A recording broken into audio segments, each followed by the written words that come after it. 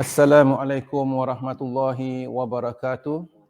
Alhamdulillah, alhamdulillahilladzi hadana lihadza wa ma kunna linahtadiya laula an hadanallah wa asyhadu an la ilaha illallah wahdahu la syarikalah wa asyhadu anna Muhammadan abduhu wa rasuluh.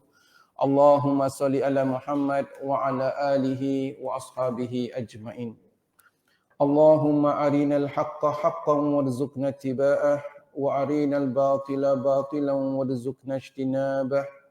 Allahumma inna nas'alukal huda wat tuqa wal afafa wal ghina. La ilaha illa ant subhanaka inna kunna minadh zalimin. Rabbana zidna ilman nafi'a mubaraka wala haula wala quwwata illa billahil aliyil azim. Okey. Baik, para jemaah yang dirahmati Allah, pada pertemuan kita yang lalu alhamdulillah telah kita kupaskan bersama mengenai perkara-perkara yang dimakruhkan di dalam solat. Sebelum itu telah kita kupaskan bersama perkara-perkara yang diperbolehkan di dalam solat. Hari ini insya-Allah para jemaah yang dirahmati Allah, kita akan meneruskan pengajian untuk membincangkan apakah dia antara perkara-perkara yang membatalkan solat.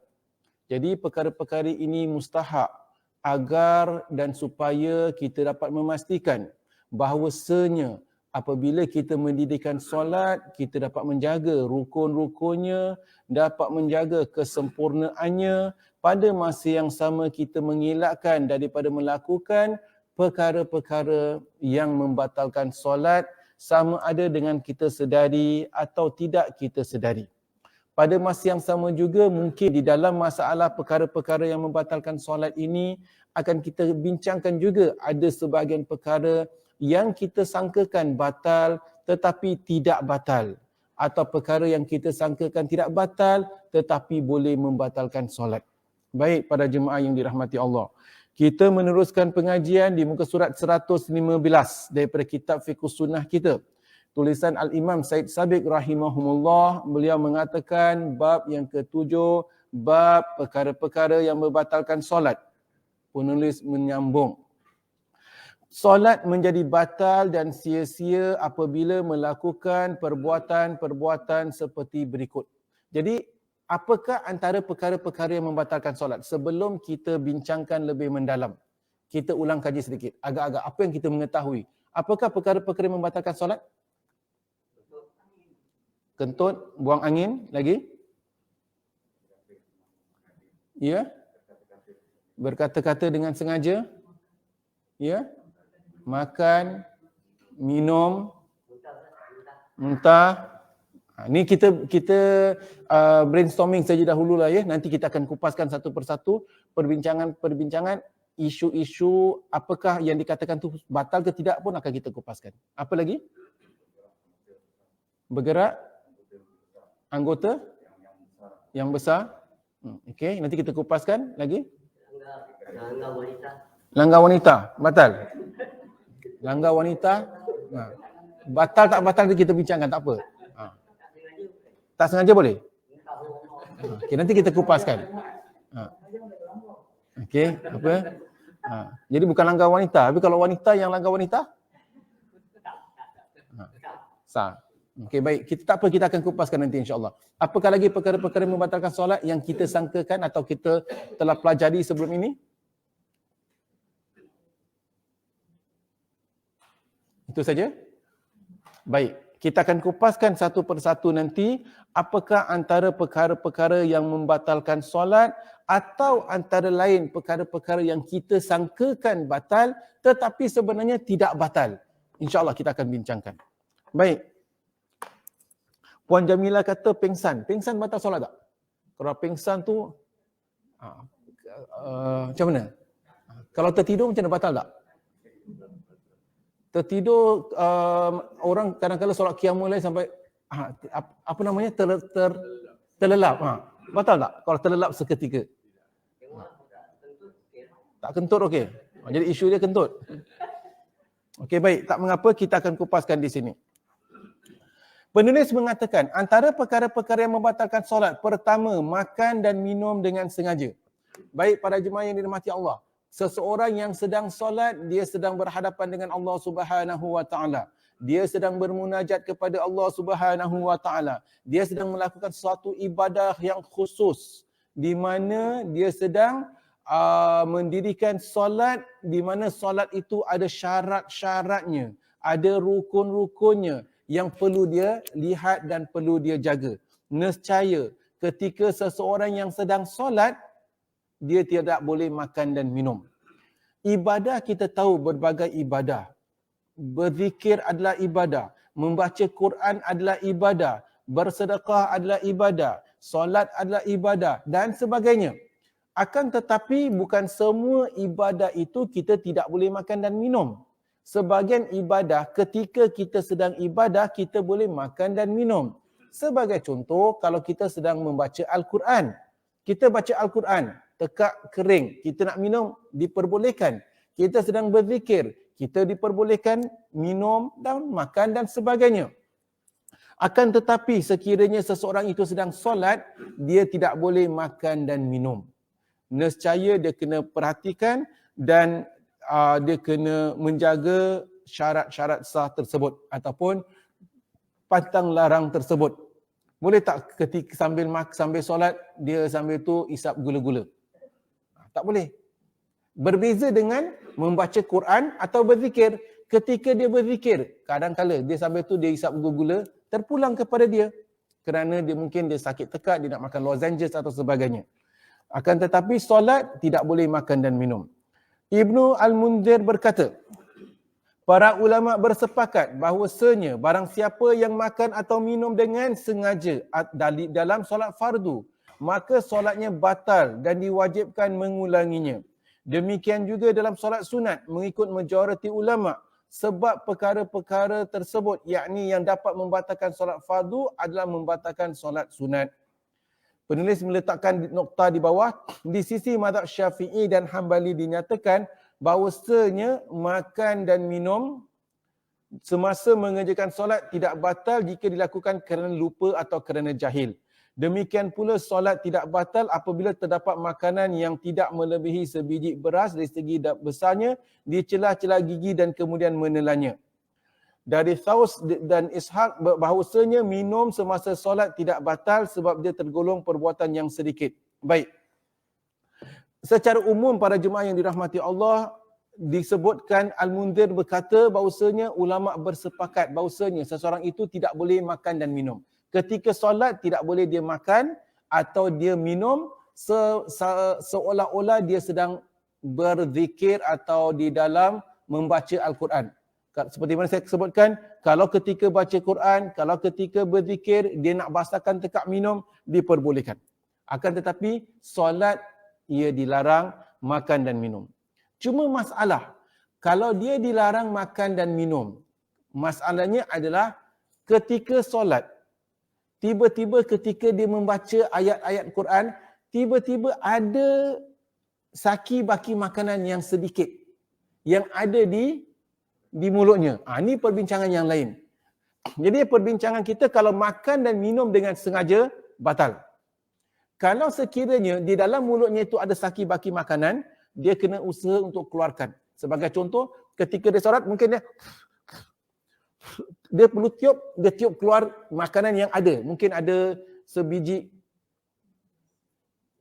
nasi atau ayam atau sebagainya lah. Maka dia tak boleh dengan sengaja menelannya. Begitu juga tidak boleh sengaja menelan minuman. Tak boleh minum lah. Namun kadang-kala sebelum solat tadi, dia minum air bandung. Dia minum air bandung. Lepas solat, ketika sedang solat, terasa pula air bandung kat dalam. Manis-manisannya tadi. Jadi bagaimana? Di sini para jemaah yang dirahmati Allah, penting untuk kita melihat. Makan dan minum tidak membatalkan wuduk. Ya, jadi seorang yang telah berwuduk, lalu dia makan, dia minum, tak batal wuduknya. Cuma apabila dia nak solat, afdalnya dia berkumur-kumur. membersihkan mulutnya tadi, berkumur-kumur, hilangkan kalau ada saki-baki makanan yang ada, saki-baki perasa-perasa yang ada. Yang lebih baik sebelum dia solat itu, kalau tadi dia ada minum air manisan atau minum kopi atau sebagainya, dibilas dengan air putih. Jadi maksudnya dia bilaslah. Jadi dah tak ada saki-bakinya tadi. Itu maksudnya.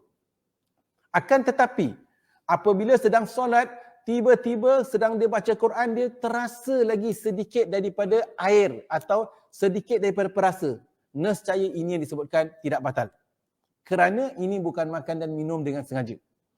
Secara umum para jemaah, ketika solat bukan langsung kita tak boleh menelan air. Kerana Allah Subhanahu Wa Taala ciptakan mulut kita ini senantiasa moisture, ya, sentiasa basah, ya, dibasahi dengan air yang Allah Taala ciptakan semula jadi akan keluar daripada mulut kita untuk moisturekannya. Atas dasar demikian, menelan air ludah atau air yang ada dalam mulut secara semula jadi dimaafkan. Itu tidak dikatakan sebagai makan dan minum. Begitu juga apabila seseorang itu tidak sengaja selepas dia kumur-kumur, ketika sedang solat, dia rasa ada sesuatu makanan, dia dah cuba buang, keluarkan. Akan tetapi tertelan satu dua yang tak disengajakan, ianya tidak membatalkan solatnya, ia jadi dimaafkan. Demikian pada jemaah, nokta pertama. Nokta yang kedua, perkara-perkara yang membatalkan solat, berkata-kata dengan sengaja dan bukan untuk kepentingan solat. Baik, kita renungkan di sini. Penulis katakan tajuk, berkata-kata dengan sengaja, batal solat. Yang bukan untuk kepentingan solat. Maksud untuk kepentingan solat, tak ada kena-mengena dengan solat. Jadi kalau berkata-kata dengan sengaja, okey, baik. Di sini ada dua perkara. Pertama, Ustaz kata berkata-kata dengan sengaja yang tak ada kena-mengena dengan solat, batal solatnya. Kalau berkata-kata dengan tak sengaja, batal tak? Macam mana tak sengaja berkata-kata? Boleh tak berkata-kata dengan tak sengaja? Macam mana?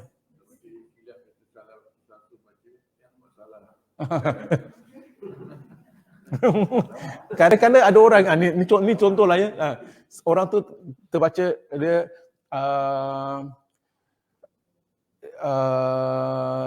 disebutkan tadi kan, dia tengah sedang baca, apa contohnya tadi? Dia baca surah Qul huwallahu ahad Allahus samad lam yalid wa lam yulad wa lam yakul lahu kufuwan ahad. Alamak, tersalah. Secara automatik tak sengaja. Ada orang memang dia ada melata dia macam itulah.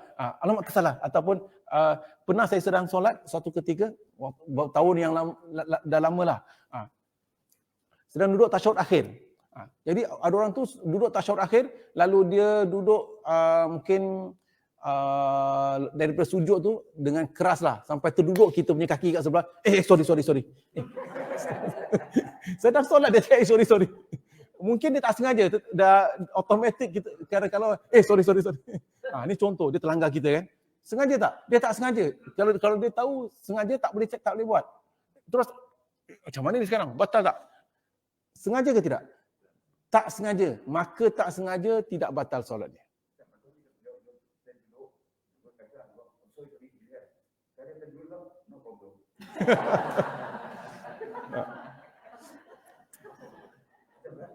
Yang dia sorry itu dia tak sengaja. Yang satu lagi no problem, no worries. Itu dah berbicara lah. Jangan berbicara. Jadi maksudnya kita buat bodoh saja. Kalau yang no problem dia pun tak sengaja pula, dia pula automatik.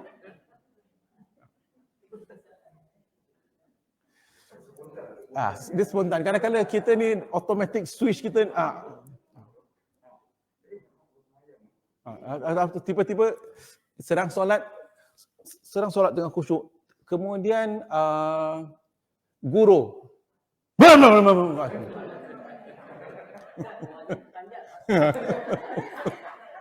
Ini contohlah. Contoh.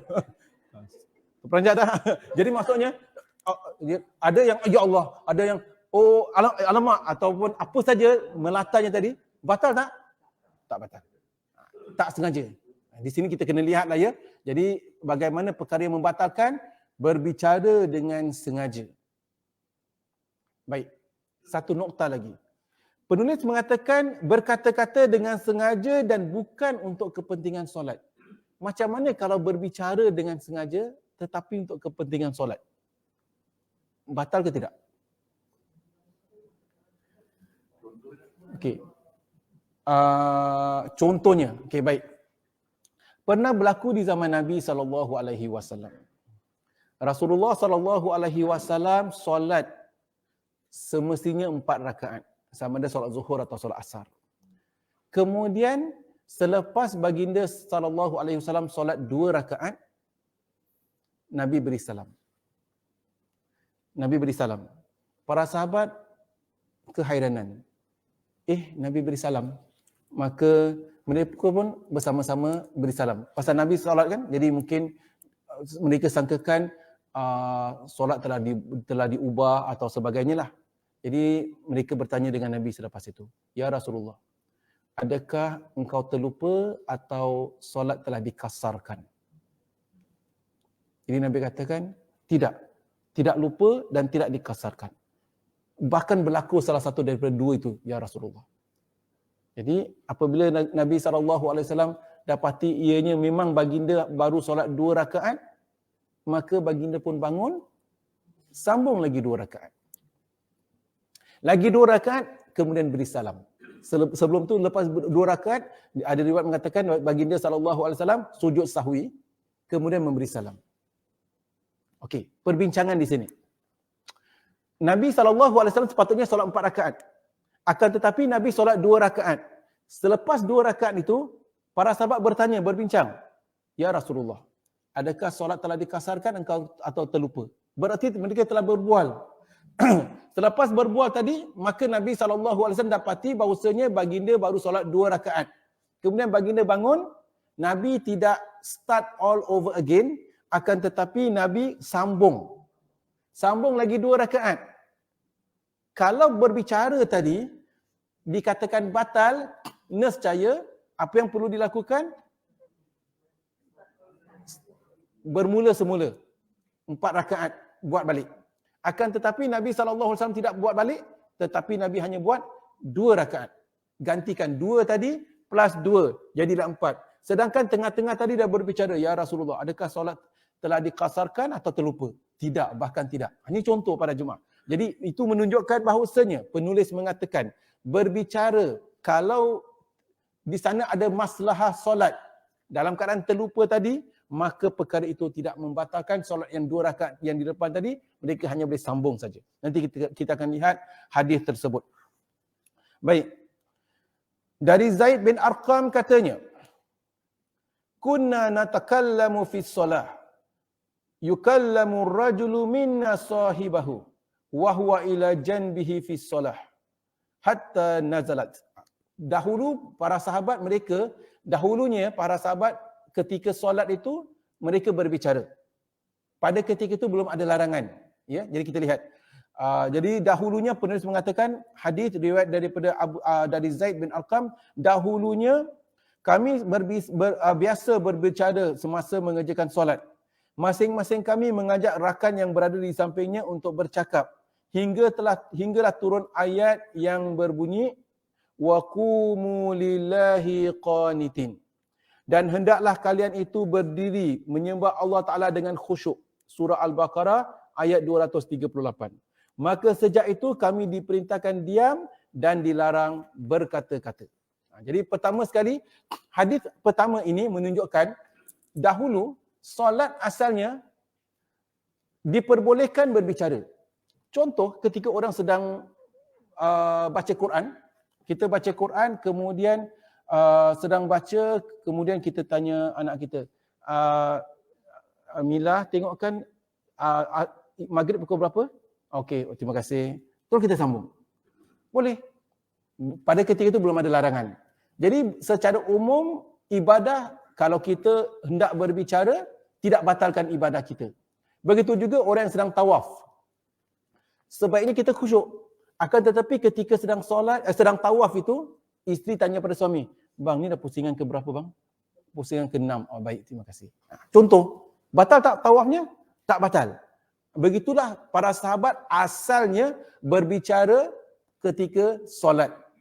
Sehinggalah turun ayat Al-Quran di mana Allah Subhanahu wa taala menurunkan surah Al-Baqarah ayat 238, wa qumu lillahi qanitin, dan hendaklah kalian berdiri bermunajat kepada Allah Subhanahu wa taala dengan keadaan khusyuk.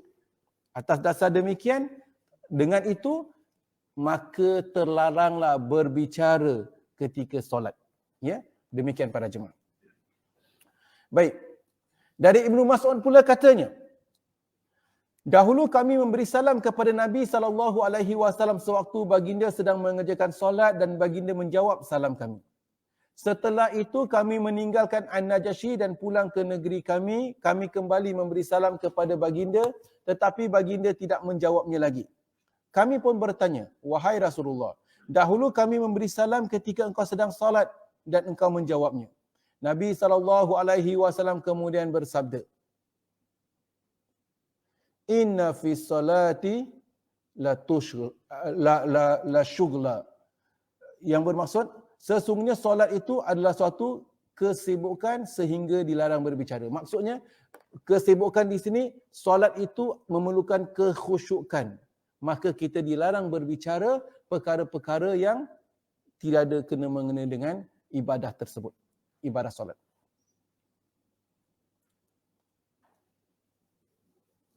Jadi faham ya? Jadi asalnya, begitu juga hukum, ada hukum sebagian perkara itu telah dimansuhkan. Ini contoh-contoh di mana suatu masa dahulu ketika solat tidak dikira batal kalau berbicara, kemudian selepas turun ayat Al-Quran dan sebagainya, maka nescaya tidak dibenarkan untuk berbicara ketika seseorang itu mendirikan solat. Baik, penulis menambah. Jika seseorang berbicara disebabkan tidak faham hukum agama atau kerana lupa, maka solatnya tetap sah. Dari Muawiyah bin Al-Hakam As-Sulami, katanya, beliau menceritakan, pada suatu ketika aku mengerjakan solat bersama Rasulullah SAW. Tiba-tiba ada seorang bersin. Maka aku ucapkan, yarhamkumullah, yarhamkallah. Orang-orang pun melirik kepadaku sehingga aku katakan, waduh, kenapa kamu semua melihat kepadaku? Jadi ada di antara mereka pada ketika itu tidak fahamlah, ya.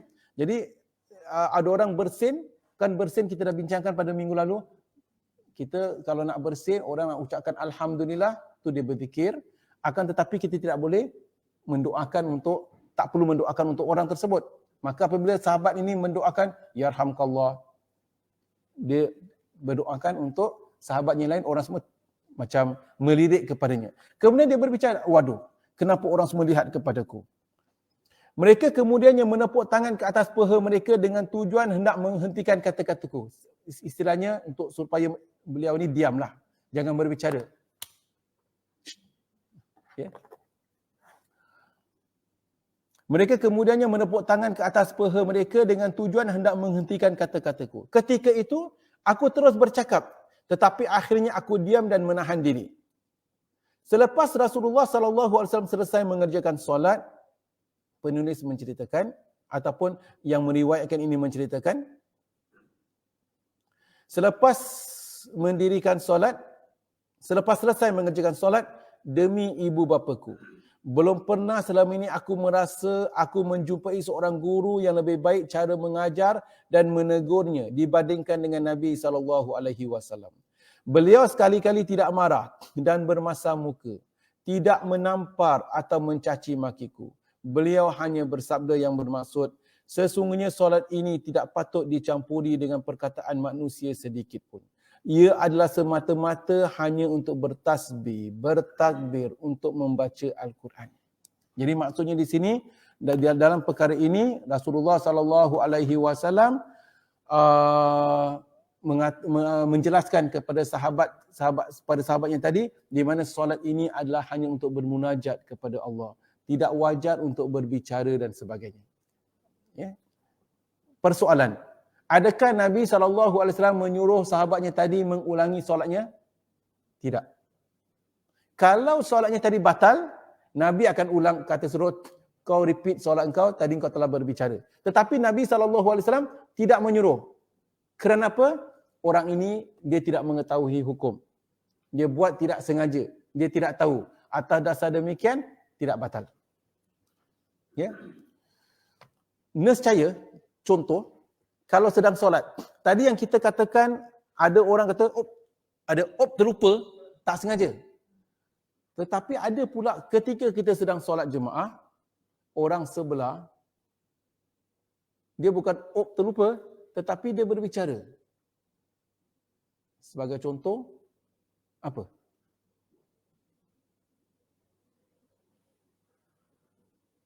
Mampus kereta aku kat luar, aku tak letak parking kupon. Contoh. Dia sengaja, kalau dia tahu perkara itu membatalkan solat dia, dia tak akan berbicara. Tetapi dia tak tahu, jahil. Contohlah. Atas dasar demikian, mungkin selepas solat kita nasihatkan dia. Lain kali tengah solat jangan berbicara. Ya. Contoh. Jadi Nabi SAW sahabatnya tadi berbicara, Nabi tidak mengatakan batal kerana beliau itu tidak mengetahui. Jadi para sebagian ulama mengatakan, barang siapa berbicara disebabkan jahil, tidak mengetahui hukum atau sebagainya, maka tidak membatalkan solatnya tadi. Akan tetapi beliau itu perlu memperbetulkan. Lain kali dah jangan buat lagi. Baik. Perkara seterusnya. Di sini baik, untuk membincangkan di atas tadi, di sini Muawiyah bin Al-Hakam belum mengetahui hukum bercakap di dalam solat. Oleh yang demikian, Nabi SAW tidak menyuruhnya supaya mengulangi solat. Sementara dalil yang menyatakan bahawasanya solat tidak batal kerana berbicara disebabkan lupa adalah berdasarkan hadis Abu Hurairah radhiyallahu anhu berikut. Baik. Hadis berikutnya. Rasulullah SAW pernah mengerjakan solat zuhur atau asar bersama kami. Selepas memberi salam, seorang sahabat yang bernama Dzul Yadain bertanya, "Ya Rasulullah, apakah solat telah dikasarkan atau engkau lupa wahai Rasulullah?" Rasulullah menjawab, "Solat tidak dikasarkan dan aku juga tidak lupa." Dzul Yadain kemudian berkata, "Bahkan engkau telah lupa wahai Rasulullah." Rasulullah SAW kemudian menanyakan kepada sahabat yang lain, benarkah apa yang dikatakan oleh Dzul Yadain tadi? Nabi SAW kemudian bertanya kepada para sahabat yang lain, "Ahaqqun ma yaqulu Dzul Yadain?" Adakah benar apa yang dikatakan oleh Dzul Yadain tadi? Maka para sahabat mengatakan, "Na'am." Mereka menjawab, "Ya." Mereka pula menjawab, berbicara. Kemudian Nabi SAW mengerjakan solat 2 rakaat lagi. Lalu sujud sahwi sebanyak 2 kali. Baik. Jadi kita dapat lihat kisah ini yang saya sebutkan tadilah. Kisah Dzul Yadain ini, Rasulullah SAW solat zuhur atau asar 4 rakaat. Kemudian selepas 2 rakaat baginda memberi salam. Dzul Yadain menegur, "Ya Rasulullah, adakah solat telah dikasarkan atau engkau terlupa?" Nabi katakan tidak. Tak ada wahyu baru, tiada hukum atau sebagainya. Dzul Yadain kata, "Bahkan ya Rasulullah." Pasal mereka baru buat 2 rakaat. Dan Nabi nak pastikan apa yang Dzul Yadain katakan. Tanya kepada sahabat yang lain, "Betul tak?" "Naam, ya Rasulullah." Mereka pun dah berbicara. Jadi berbicara ini kerana terlupa dalam solat tadi. Maka nescaya Rasulullah SAW hanya lepas tu Nabi SAW bangun, sempurnakan lagi 2 rakaat. 2 tadi plus 2. Jadi 4 rakaat. Tetapi tengah-tengah dah berbicara. Perbicaraan tadi tengah-tengah, walaupun mereka telah berbicara, Nabi hanya buat lagi 2 rakaat. Kemudian sujud sahwi. Batal tak solat dia berbicara tadi? Jadi ulama mengatakan kerana itu ada perkara-perkara yang pertama sekali kerana disebabkan terlupa, pada masa yang sama ianya adalah urusan solat tadi. Ini contoh para jemaah yang dirahmati Allah. Ada sebahagian kita akan bertanya, "Ustaz, Nabi SAW solat pun lupa Ustaz. Okey, baik. Kita kena faham. Rasulullah SAW solat, untuk solat ini memang ditakdirkan oleh Allah Ta'ala untuk Nabi lupa. Nabi lupa bukan berarti Nabi tidak khusyuk. Nabi khusyuk. Nabi lupa bukan disebabkan Nabi lalai. Nabi lupa disebabkan Allah Ta'ala memang takdirkan supaya Nabi lupa kerana di sana ada hikmah untuk mengajarkan umatnya. Jadi besok lusa, kalau kita lupa, kita tahu apa nak buat. Kita terlupa, tertinggal solat, tertinggal salah satu rakaat atau sebagainya. Sebelum beri salam, sujud sahwi. Jadi di sini ada hukum di mana Allah Ta'ala nak mengajarkan kepada umat Nabi Muhammad SAW, seperti mana kita tahu Allah Ta'ala sering kali apabila nak menunjukkan sesuatu hukum, kadang-kala lah ya, Allah Ta'ala gunakan Nabi SAW berlaku satu perkara, maka turun hukum. Berlaku satu perkara ke atas Nabi SAW, turun hukum dan sebagainya. Jadi di sini dalam masalah ini para jemaah, maka berlakulah perkara sedemikian. Contoh yang lain, di mana apabila di zaman jahiliah, apabila seseorang itu ada anak angkat, apabila anak angkatnya tadi meninggal dunia atau sebagainya, mereka sangkakan di zaman jahiliah itu isteri pada anak angkat macam anak kandung sendiri. Anak angkat tu categorize dia macam anak kandung. Segala-gala hukum seolah-olah anak kandung. Lalu Allah Ta'ala tegur. Tidak boleh, hukumnya berbeza. Jadi apa yang Allah Ta'ala takdirkan, Allah Ta'ala takdirkan bahawasanya Nabi SAW berkahwin dengan bekas isteri anak angkatnya tadi. Kisah yang masyhur, kita mengetahui. Jadi contoh, demi untuk membenteras sebahagian fahaman-fahaman jahiliah. Jadi begitu juga, banyak perkara-perkara yang berlaku, maka Allah Ta'ala takdirkan. Adakah seseorang itu boleh berkahwin dengan seorang wanita yang telah lanjut usianya di mana wanita itu dah tak ada nafsu? Untuk membolehkan perkara itu, Allah Ta'ala takdir Nabi SAW sendiri berkahwin dengan seseorang yang dah tak ada nafsu, dah tak ada keinginan. Adakah diperbolehkan seorang lelaki mengawini dengan seorang wanita yang belum balik? Allah Ta'ala takdirkan Rasulullah SAW sendiri yang berkahwin dengan Aisyah radhiyallahu anha. Jadi banyak perkara hukum itu kadang-kala Allah Ta'ala bukan pasal Nabi nak buat sesuatu perkara, tidak. Akan tetapi Allah Ta'ala gunakan Rasulullah SAW demi menjelaskan hukum. Begitu juga kisah di mana kita pernah belajar Rasulullah SAW dan para sahabat sedang berada dalam keadaan musafir. Dalam keadaan musafir, penat sangat, tidur, bangun saja, dah habis waktu subuh.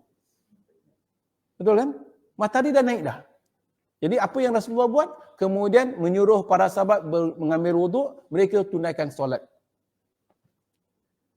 Adakah Rasulullah dan para sahabat lalai solat sampai tertinggal solat? Bukan demikian, tetapi tujuannya untuk memberi petunjuk, memberi tunjuk ajar kepada umat Rasulullah SAW. Allah Ta'ala takdirkan Nabi terlepas solat subuh. Supaya besok lusa untuk kita, kalau kita tertinggal solat subuh, kita tahu dah tertinggal solat subuh, terus solat apabila kita bangun. Begitu juga dalam hal ini. Allah Ta'ala takdirkan bahawasanya Rasulullah terlupa solat 4 rakaat, Nabi hanya buat 2 rakaat, lalu Nabi beri salam. Tujuannya, besok lusa kalau berlaku perkara sedemikian, kita tahulah apa nak buat. Pernah berlaku di salah sebuah masjid di Singapura. Imam solat Isyak. Lepas 3 rakaat, imam terus duduk. Imam duduk 3 rakaat, duduk tasyahud akhir. Apa makmum nak buat? Makmum kena tegur. Tetapi pada ketika itu ada makmum tegur, ada yang duduk. Ada yang mufarakah, berdiri. Terus. Ada yang duduk, lalu imam beri salam. Imam beri salam, makin kecoh sekarang ni. Jadi macam mana? Kalau imam dah beri salam, Pak Ustaz, kita baru buat 3 rakaat. Kenapa tak tegur? Patutnya mereka itu kena bertasbih, subhanallah, untuk tegur imam tadi. Baik, contoh dalam hal itu, apa kena buat? Betul ke? Betul Ustaz. Pak Imam, kita baru buat 3 rakaat. Kenapa tak tegur? Itulah dia, saya nak tegur pun saya pun macam tak pasti gitu. Baik, betul kita buat 3 rakaat. Betul. Apa nak kena buat?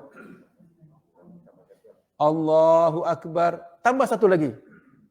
Habis tadi kita dah berbicara. Perkara ini pernah berlaku di zaman Nabi SAW. Ini contoh. Jadi maksudnya, kalau terlupa, pertama sekali, para makmum tu kena menegur imamnya tadi. Tetapi kalau atas sebab-sebab tertentu, mereka tidak tegur atau terlupa atau sebagainya, maka selepas dipastikan, maka bangun, sempurnakan satu lagi rakaat, kemudian sujud sahwi pada akhirnya. Nanti kita akan bincangkan dalam bab sujud sahwi. Dalam bab sujud sahwi, kita akan ambil hadis ini lagi sekali, dengan lebih detail. Ini contoh pada jemaah yang dirahmati Allah. Baik, di muka surat 118. Mazhab Maliki membolehkan bercakap dalam solat dengan syarat masih berkaitan dengan kepentingan solat.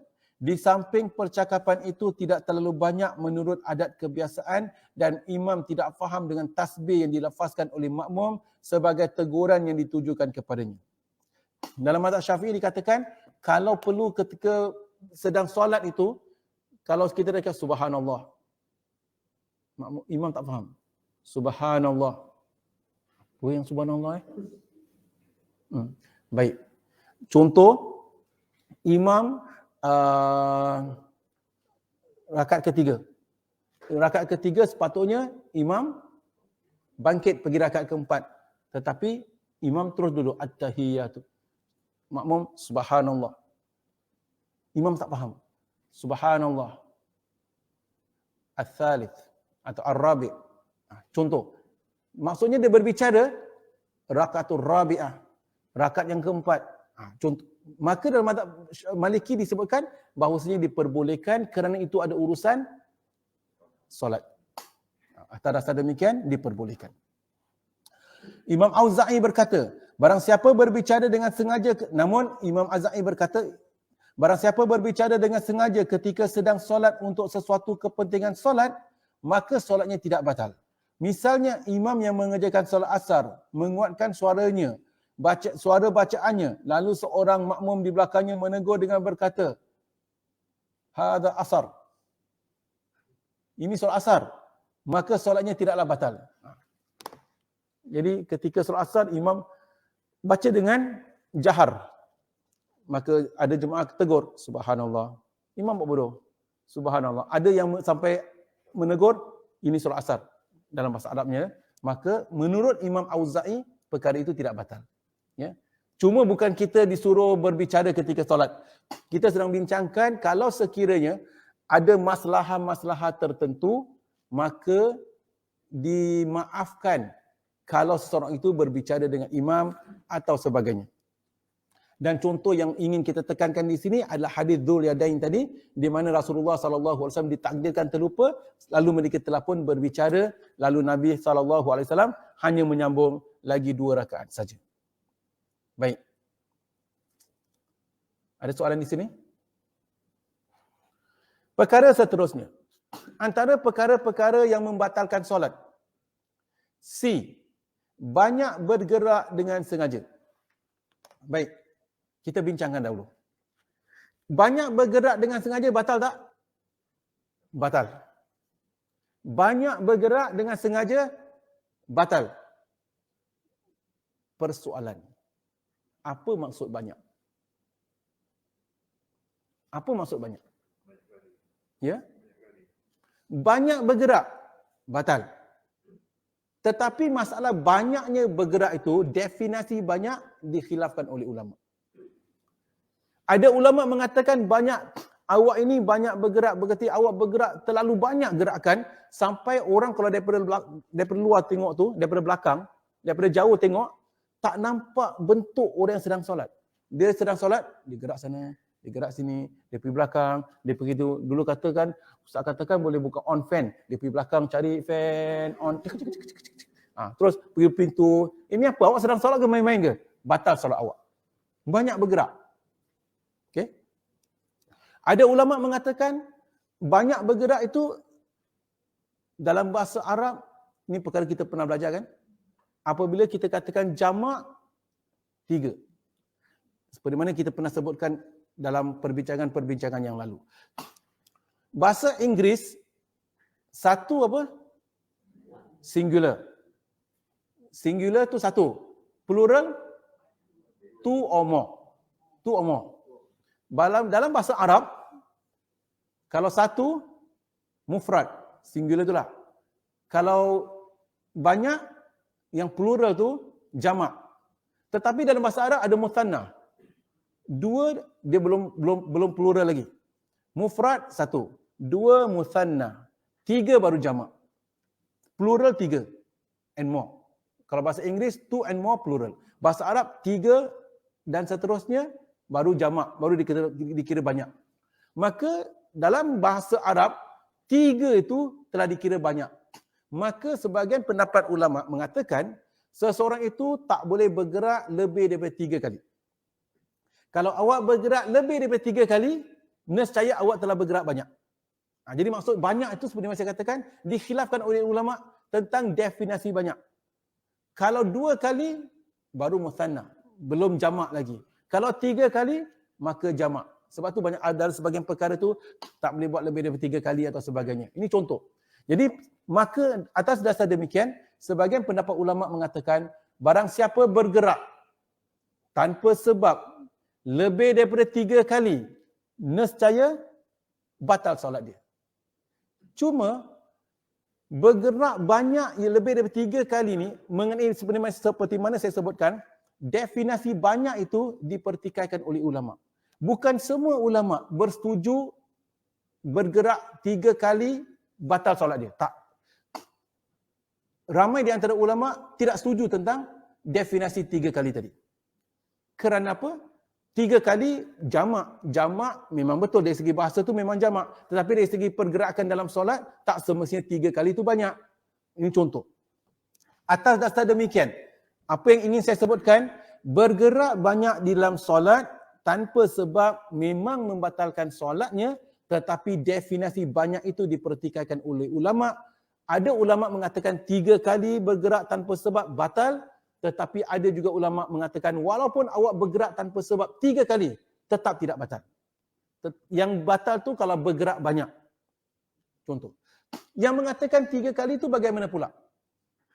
Nak mengatakan 3 kali tu, adakah pergerakan kecil, adakah pergerakan besar? Sampailah nak menunjukkan, mencari 3 kali tu, ada sebahagian pendapat mengatakan, oh awak 3 kali batal. Kalau contoh ketika sedang solat, seseorang itu takbiratul ihram, bukan takbiratul ihram, dia takbir pergerakan. Contohnya dia lepas rukuk i'tidal, sami Allahu liman hamidah. Lalu dia tangan dia sepatutnya ketika solat kita jangan menghoyong hayang tangan kita. Kita kena kontrol. Sami Allahu liman hamidah. Rabbana walakal hamd. Baik, itu yang sewajarnya. Jangan kita hayunlah, ya. Tetapi kalau bagi seseorang yang tak faham, katakan dia tidak teliti dalam solat dia, dia katakan hayun. Ada sebahagian yang mengatakan kan tak boleh bergerak 3 kali, nescaya awak dah bergerak 3 kali. Ada yang mengatakan awak tak boleh bergerak 3 kali. Kalau contoh awak nak ambil tisu di poket awak, kita sedang solat, kemudian keluar hingus, nak ambil tisu, tak boleh 3 kali. Berterusan. Maka apa kena buat? 1. Stop. 2. Stop. 3. Oh, salah poket pula. 1. Stop. 2. Pasal apa? Dia nak elakkan bergerak 3 kali. Lalu selepas itu baru dia contoh. Kenapa dia buat demikian? Kerana dia bimbang dia bergerak 3 kali. Masalah 3 kali ni yang menjadi isu. Begitu juga seseorang yang katakan atas sebab-sebab tertentu dia nak dia sedang solat, kemudian di depan safnya ada ruang kosong. Dia nak menutupi ruang kosong tadi. Dia bergerak. 1, 2, 3. Ini contoh. Kenapa? Kerana bagi dia bergerak 3 kali berturut-turut batal solat dia. Di sini para jemaah yang dirahmati Allah. Apa yang ingin kita tekankan? Bergerak 3 kali berturut-turut yang dikatakan membatalkan solat itu hanya salah satu daripada pendapat para ulama. Dan bukan semua ulama bersetuju. Jadi berdasarkan perkara ini pernah kita bincangkan. Kalau ada maslahah, sebenarnya kita boleh ambil tisu, buang hingus. Tak mengapa. Pada time kita nak bergerak 1, 2, air hingus pun dah meleleh kat sejadah masjid. Ini contoh para jemaah. Kalau ada keperluan dan kalau ada maslahah. Kita sedang solat, kemudian telefon berdering, telefon kat poket kita. Kita boleh turunkan, masukkan tangan kat poket, matikan handphone supaya tidak menjejas orang para jemaah yang sedang mendirikan solat. Ustaz, kalau saya buat demikian, saya telah bergerak lebih daripada 3 kali. Tak mengapa, kerana di sini ada maslahah. Bukankah bergerak 3 kali membatalkan solat? Itu hanya salah satu daripada pendapat yang mengatakan 3 kali. Banyak itu berarti 3 kali. Tetapi sebenarnya, seperti mana saya katakan, yang dikatakan batal solatnya itu adalah bergerak banyak. Bergerak banyak. Definisi banyak ini yang dipertikaikan. Ulama berselisih pendapat. Apa maksud banyak? Ada yang katakan 3 kali. Apa maksud banyak? Ada yang katakan banyak, awak bergerak banyak sangatlah. Sampai daripada jauh tak nampak bentuk orang yang sedang solat. Tak nampak, orang tengok ini bukan orang sedang solat. Maksudnya begitu. Jadi definisi banyak itu yang dipertikaikan dan dikhilafkan oleh ulama. Baik, kita baca. Muka surat 118. Antara perkara-perkara yang membatalkan solat adalah banyak bergerak dengan sengaja. Para ulama berselisih pendapat mengenai ukuran sedikit atau banyak. Seperti mana saya katakan, mereka berselisih pendapat mengenai definisi apa maksud banyak atau sedikit bergeraknya yang dikira sebagai membatalkan solat. Ada yang berpendapat bahawasanya yang disebutkan gerakan banyak adalah sekiranya kalau orang melihat dari jauh, maka orang itu menyangkakan orang tadi tidak sedang mengerjakan solat. Jika sebaliknya, maka dia disebut bergerak sedikit. Ada pula yang mengatakan jika seseorang itu disangka sedang tidak mengerjakan solat disebabkan banyak berlaku pergerakan, maka itu dikatakan bergerak banyak. Seperti mana saya sebutkan tadilah. Jadi kalau definisi banyak itu yang dipertikaikan oleh ulama. Jadi ulama tidak bersepakat, tidak ada konsensus, tidak ada kesepakatan mengenai apa definisi bergerak banyak di dalam solat. Imam Nawawi berkata, perbuatan yang tidak termasuk di dalam pekerjaan solat dan dilakukan dengan gerakan yang banyak, maka ianya membatalkan. Tetapi jika gerakan itu sedikit, tentunya tidak membatalkan. Seluruh ulama bersepakat dalam hal ini, yakni bergerak sedikit tidak batal.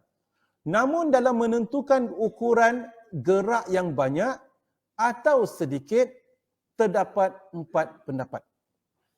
Jadi Imam Nawawi katakan, yang nak menentukan definisi banyak atau sedikit, bukan 3 gerakan, bukan. Ada berbagai pendapat. Ada 4 pendapat mengikut Imam Nawawi rahimahullah. Cuma Imam Nawawi mengambil pendekatan dan menyokong pendapat yang keempat bagi beliau. Mengikut pendapat yang sahih dan masyhur yang merupakan pendapat pengarang kitab Asy-Syairazi yang disokong oleh jumhur ulama bahawasanya panduan dalam masalah ini mestilah merujuk kepada kebiasaan yang lazim. Jadi gerakan yang biasa dianggap sedikit oleh orang kebiasaan seperti memberi isyarat ketika menjawab salam, menanggalkan selipar, memasang serban atau menanggalkannya, atau memakai pakaian ringan atau menanggalkannya, menggendong kanak-kanak atau meletakkan kanak-kanak daripada dokongan tadi, mendorong seorang yang hendak melintasi di hadapannya, lalu menggosok ludah yang sangkut pada pakaian dan lain-lain seumpamanya. ludah atau hingus atau sebagainya yang kena pada pakaian atau lain-lain seumpamanya, maka kesemua itu tidaklah membatalkan solat. Sebaliknya, jika orang ramai menganggap suatu pekerjaan itu dikategorikan sebagai gerakan yang banyak, seperti banyak melangkah dengan berturut-turut atau melakukan perbuatan secara berterusan, tentunya hal itu membatalkan solat. Imam Nawawi rahimahumullah adalah seorang ulama masyhur di dalam mazhab Syafi'i. Jadi beliau mengatakan banyak itu bukan apa yang seringkali kita fahamkan bergerak 3 kali berturut-turut. Tidak. Sebab tu perkara yang pernah kita bincangkan, masalah bergerak 3 kali itu hanya salah satu pendapat daripada banyak pendapat para ulama, dan sebahagian ulama dalam mazhab Syafi'i sendiri tidak bersetuju dengan ungkapan bergerak 3 kali berturut-turut sahaja. Tidak. Jadi Imam Nawawi memberi penjelasan, kalau katakan contohlah ya, seseorang itu sedang solat lalu sedang sujud, kemudian songkok dia terjatuh. Kalau dia nak angkat, ambil songkoknya semula. Atau ketika musim panas, ketika dia solat, dia pakai songkok atau pakai sarban, kemudian nak alas tempat solatnya tadi, dia buka songkoknya tadi, dia alas, diperbolehkan. Atau ketika solat, lalu ada najis terjatuh kat baju dia, lalu dia buka baju, tanggalkan najis tadi, tidak membatalkan solat dia. Atau sebagainya. Atau katakan perkara-perkara yang telah kita kupaskan sebelum ini, ada maslahah-maslahah yang perlu dilakukan ketika solat, pergerakan yang sedikit. Kalau perlu ketika solat, kita panas sangat, perlu on fan atau sebagainya yang berada di sebelah dan sebagainya, maka ianya itu tidak membatalkan solat seseorang. Begitu juga kalau ketika solat, perkara yang pernah kita bincangkan, kalau bayi sedang menangis, kita perlu mendukung bayi tadi supaya tidak menjejas kekhusyukan para jemaah yang berada di masjid. Atau sedang solat, lalu kita nak letakkan semula atau sebagainya. Atau seorang yang sedang solat, kemudian dia solat, kemudian contohlah ya, saf dia perlu bergerak untuk menutup saf, dia dah bergerak tutup saf. Kemudian kerusi aku kat sana pula. Dia terpaksa ambil kerusi, ketepikan, diperbolehkan. Kalau nak angkat kerusi ketepikan pasal dia solat duduk katakan. Jadi kalau begitu saja dah lebih daripada 3 kali gerakan. Adakah membatalkan solat? Tidak membatalkan solat insya-Allah kalau di sana ada maslahah dan keperluan. Selanjutnya berkata Imam Nawawi, para ashab, yakni para murid Asy-Syafi'i bersepakat bahawasanya banyak bergerak yang boleh membatalkan solat apabila dilakukan secara berturut-turut. Namun jika gerakan tersebut dilakukan secara terpisah antara satu dengan yang lain, maka tidaklah membatalkan solat. Seperti bergerak satu langkah kemudian berhenti seketika, lalu melangkah lagi selangkah atau 2 langkah, namun kemudian diselangi dengan waktu berhenti sejenak. Dengan demikian solat tidaklah batal. Jika perbuatan demikian diulang-ulangi sehingga mencapai 100 langkah atau lebih, maka dia tetap tidak membatalkan solat tanpa wujud perbezaan di kalangan para ulama. Jadi kalau betul perlu, contohlah ya, kalau dia perlu bergerak, maka dia gerak perlahan-perlahan supaya tidak dikira sebagai berterusan. Namun kalau ada perkara maslahah lain, seperti saya katakan, kalau perlu masukkan tangan mengambil tisu, maka ianya diperbolehkan. Tak perlu yang kita nak bergerak satu stop dan sebagainya. Adapun gerakan ringan seperti menggerakkan jari untuk menghitung bacaan tasbih, menggaruk tubuh disebabkan gatal, mengikat tali, melepaskan ikatan dan lain-lain seumpamanya, maka mengikut pendapat sahih yang masyhur, ianya tidak membatalkan solat. Walaupun dilakukan secara berturut-turut, cuma ianya dimakruhkan, tidak digalakkan tanpa sebab. Imam Syafi'i rahimahullah menjelaskan bahawasanya seseorang yang menghitung bacaan ayat dengan jari jemari tangan tidak membatalkan solatnya. Tetapi baik kalau dapat ditinggalkan supaya tidak mengganggu, menjejas kekhusyukan. Bila seseorang kira berhitung, contoh dia sedang solat tasbih. Kalau tasbih kadang-kala subhanallah walhamdulillah wala ilaha illallah wallahu akbar. Subhanallah walhamdulillah wala ilaha illallah wallahu akbar. Contoh. Atau imam ketika sedang solat Id, solat hari raya. Kan dia nak takbir 7 kali. Allahu akbar. Allahu akbar. Lepas tu letak tangan jadi. Kau tak macam nak kira. Allahu akbar. Allahu akbar. Jadi.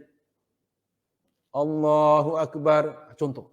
Sama ada jadi, kalau dia nak pakai tasbih, biji tasbih itu pun terpulanglah. Tapi jadi lagi mudah. Ini contoh.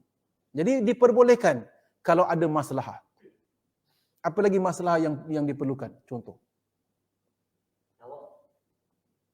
Tawaf tak ada masalah lah. Sebab tawaf, kalau kita nak pegang jari kita 1, 2, 3, cuma tawaf dah pusing dah 1 round, tadi jari sini ke jari sini lupa pula. Jadi kita sedang berbicara tentang solat, maka diperbolehkan. Ada sebahagian orang terlalu kreatif. Jadi apa yang dia buat, kan kita pakai jari tadi untuk kira takbir. Saya lihatlah, ada sebahagian produk di mana ketika solat itu, ketika sujud rakaat pertama, dia press. Tuk. Nampak 1. Allahu Akbar. Rakaat kedua, nampak ni rakaat kedua. Ketika sujud, dia press. Tuk. Nampak 2. Secara umum, ianya bagi saya tidak digalakkanlah. Kerana pertama sekali, biar kita dapat solat dengan khusyuk. Tidak bergantung kepada alat-alat sedemikian. Jadi apabila bukan hanya demikian, kemudian kalau kita picit, maka kita tengok alat tersebut. Dan nombor 2. Kemudian terganggu pula. Tadi aku dah picit ke tak picit? Terlupa nak picit ke tak picit pula. Ya Allah. Ini contoh para jemaah.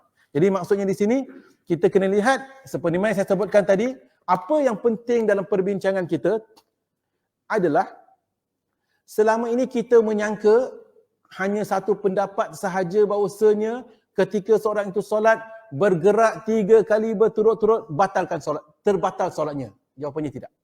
Yang maksud batal solatnya adalah bergerak banyak. Maka apa tujuannya di sini adalah, saya nak kita para jemaah yang dirahmati Allah dapat berlapang dada. Di sana kita sangkakan hanya pendapat ini sahaja, lalu ada orang lain melakukan dengan cara yang berlainan, kita sangkakan dia salah.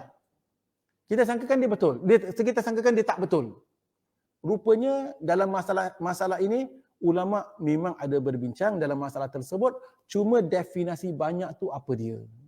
Bagi awak definisi banyak 3. Bagi awak 5. Tetapi tak semestinya 5 tu kalau memang ada masalah dan keperluan, sedang solat, gatal sangat. Habis macam mana nak garuk. Jadi kalau kita garuk, memang perlu, sebaiknya kita khusyuk. Memang betul. Sebaiknya khusyuk, tetapi atas sebab-sebab tertentu, tak dapat khusyuk kerana gatal sangat, atau sebab-sebab tertentu sedang solat, tiba-tiba nampak lipas kat sebelah. Kita biarkan dia masuk kat telinga kita. Apa nak buat? Betul tak? Maka kalau kita nak bergerak, 1, 2, 3, lipas dah sampai kat telinga lah tu. Maka diperbolehkan kalau ada keperluan, ini contoh saja ya, para jemaah yang dirahmati Allah. Baiklah para jemaah, pukul berapa sekarang? Pukul 11. Kita henti di sini. Di dalam masalah perkara-perkara yang membatalkan solat dan di dalam masalah banyak bergerak memang membatalkan solat, akan tetapi ulama khilaf, tidak bersepakat tentang apakah definisi banyak tersebut. Minggu hadapan kita akan sambung perbincangan kalau seseorang itu sengaja meninggalkan rukun atau syarat solat tanpa uzur. Adakah ianya membatalkan solat? Akan kita kupaskan. Macam mana pula kalau dia tak sengaja tinggalkan rukun? Akan kita kupaskan juga. Atau seorang yang tersenyum dan gelak ketawa dalam solat. Dalam solat boleh tersenyum pula. Atau ketawa. Allah musta'an. Kita akan membincangkan perkara tersebut pada perbincangan akan datang, dan pada perbincangan akan datang juga kita akan bincangkan mengenai hukum mengqada solat kita. Apa hukum seseorang mengqada solat yang dia terlupa? Apa hukum seorang yang mengqada solat kalau dia lupa dengan sengaja atau disebabkan tertidur, atau mengqadakan solat-solat yang kita tinggalkan 30-40 tahun yang lalu. Akan kita kupaskan pada pertemuan akan datang insya-Allah. Wallahu a'lam bishawab. Silakan. Ya saya. Jadi kalau tak keberatan minggu depan kita tak ada kelas. Pasal saya ada urusan, ada urusan lain. Kita akan sambung pada minggu yang berikutnya insya-Allah ya. Nanti saya akan beritahu pihak masjid insya-Allah. Ada soalan sebelum kita tutup majlis?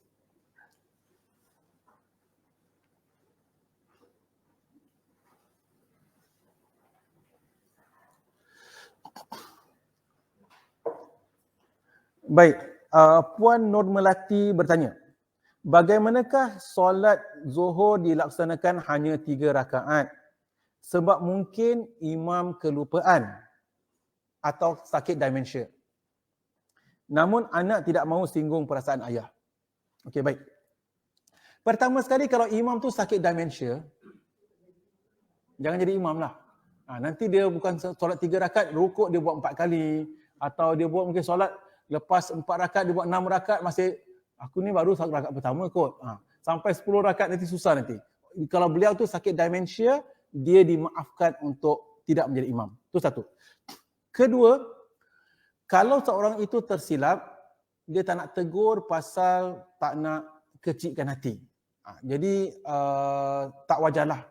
Kita kena lihat para sahabat juga bertanya dengan Nabi SAW berdasarkan hadis yang telah kita kupaskan tadi.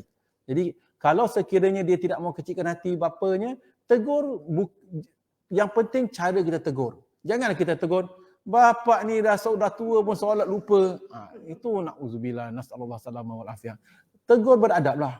Jadi pak, kita ni baru solat 3 rakaat kot. Atau sebagainya lah. Cakap dengan yang baik-baik. Maka, oh ya ke?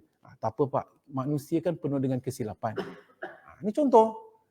Kalau tak, kita tak dinamakan manusia. Kita bukan malaikat. Jadi menjadi satu lumrah. Begitu juga untuk kita. Jangan kita besok lusa pergi kat masjid kat Singapura, kat mana-mana masjid, imam lupa. Ini apa imam lupa? Imam tu manusia. Jadi dengan dia lupanya menunjukkan dia tu manusia sejati. Alhamdulillah. Lelaki sejati. Jadi manusia penuh dengan kesilapan dan kekurangan. Ada orang terbuat silap, alhamdulillah. Ini dinamakan manusia. Ada orang terlupa, ini dinamakan manusia. Betul tak? Alhamdulillah. Wallahu a'lam bishawab. Baiklah para jemaah, sampai di sini saja pertemuan kita. Segala yang benar itu daripada Allah Subhanahu wa taala, segala silap dan salah atas kelemahan saya sendiri. Wallahu a'lam bishawab. Aqulu qauli hadza wa astaghfirullahal azim li wa lakum wa lisairil muslimin wal muslimat wal mu'minin wal mu'minat. Subhanakallahumma wa bihamdika asyhadu an la ilaha illa anta nastaghfiruka wa natubu ilaik. Wassalamualaikum warahmatullahi wabarakatuh.